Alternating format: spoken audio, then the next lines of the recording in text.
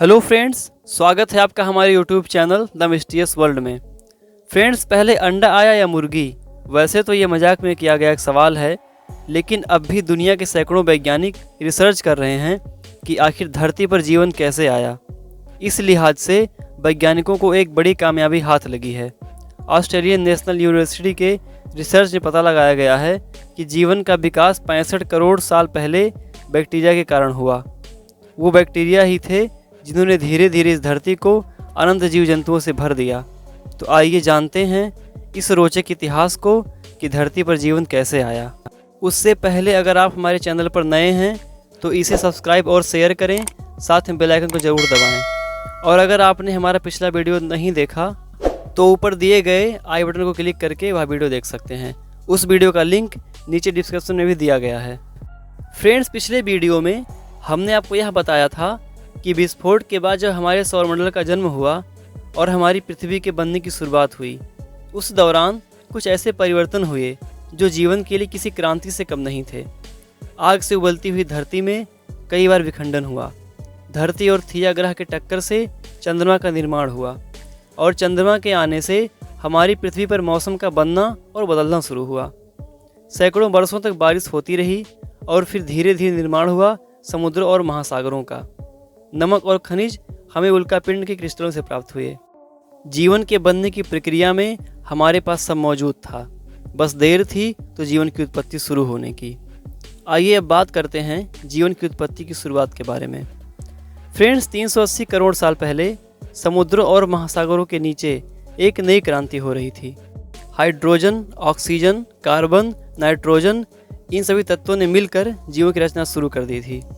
इस तरह धरती पर पहली बार जल के भीतर जीवन की शुरुआत होने लगी। सबसे पहले बैक्टीरिया के रूप में जीवन शुरू हुआ। इनमें विकास होता गया। ये बैक्टीरिया लंबे काल तक समुद्र का सुख भोगते रहे। 250 करोड़ साल पहले कुछ खास बैक्टीरिया ने महसूस किया कि ऊर्जा का इस्तेमाल जीने के लिए कैसे किया जाए।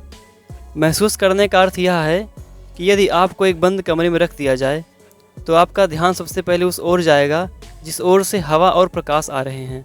इसी तरह उन्होंने महसूस किया कि ऊर्जा का इस्तेमाल कैसे किया जाए। उनके इस प्रयास में ऑक्सीजन पैदा होने लगी। इस तरह ऑक्सीजन ने हमारी दुनिया में एक नई क्रांति की शुरुआत कर दी। ऑक्सीजन का होना जीवन के विकास में ईंधन के होने जैसा था। इस ऑक्सीजन के कारण लोहे में जंग लगने लगी। जब महासागरों में जंग लगाने के लिए लोहा नहीं बचा तो ये बैक्टीरिया एक दूसरे काम में लग गए। उन्होंने इतनी ऑक्सीजन बनाई कि महासागर ऑक्सीजन से भर गया और वह ऑक्सीजन धीरे धीरे महासागर से निकलकर वायुमंडल में जाने लगा। इस प्रक्रिया से जीवन के विकसित होने में रफ्तार आ गई और जीवन ने एक लंबी छलांग लगाई। पहली बार इन बैक्टीरियाज ने ऑक्सीजन के सहारे भी जीना सीख लिया था। ऑक्सीजन ने पूरी कहानी बदल कर रख दिया। धीरे धीरे वायुमंडल में ऑक्सीजन का स्तर 0 से बढ़कर 13% पहुँच गया।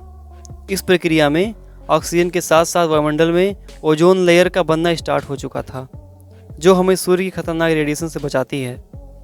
वैज्ञानिकों के अनुसार जब ऑक्सीजन की मात्रा बढ़ जाती है तो उसके दबाव से आकार भी बढ़ता है और जटिलताएं भी बढ़ने लग जाती हैं। इसी के चलते धीरे धीरे समुद्रों और महासागरों में जीव और जंतुओं के सबसे उन्नत समूह पैदा होने लगे। पहले जन्म हुआ बिना अस्थि वाले छोटे छोटे जीवों का। विकास के क्रम में धीरे धीरे आगे बढ़ने पर अस्थि वाले जीवों का भी जन्म होने लगा। करीब 50 करोड़ साल पहले समुद्र में पहली बार कांटे वाली मछली पैदा हुई। ये मछलियाँ हमारी पूर्वज ही हैं। आज के सारे रीढ़ वाले जीव इन मछलियों के आधारभूत ढांचे पर ही बने हैं। ऑक्सीजन के कारण धरती पर पौधों का विकास जल के बाहर भी होने लगा। करीब 40 करोड़ साल पहले जीव भी आगे बढ़ने को तैयार हो गए थे। धरती पर फैलने के क्रम में सबसे पहले महासागरों से बाहर आए एम्फीबियंस अर्थात उभयचर। ये उभयचर धीरे धीरे रेप्टाइल्स अर्थात सरीसृप बने। पानी में से पहली मछली टिलटेलिक बाहर आने के लिए प्रयास कर रही थी। 15 मिलियन सालों में इसने धरती को अपना निवास स्थान बना लिया था। इसके साथ ही ड्रैगन फ्लाई का जन्म हुआ और कई और जीव जंतु बनने लगे। ऑक्सीजन की मात्रा ज़्यादा होने के कारण इनकी हड्डियां और मांसपेशियां बड़ी तेज़ी के साथ बढ़ रही थी। तभी अचानक वातावरण बदलाव आया। लगभग 25 करोड़ साल पहले साइबेरियन मैदानों में अचानक लावा धरती से बाहर निकलने लगा और वहाँ के सभी जीव मारे गए। इसके विपरीत जहाँ लावा नहीं निकला था वहाँ मानो कुछ हुआ ही ना हो। वहाँ का जीवन सामान्य था और टेम्परेचर 20 डिग्री सेल्सियस था। अचानक वहाँ राख की बारिश होनी शुरू हो गई, जो कि 16,000 किलोमीटर दूर फटे ज्वालामुखी की थी।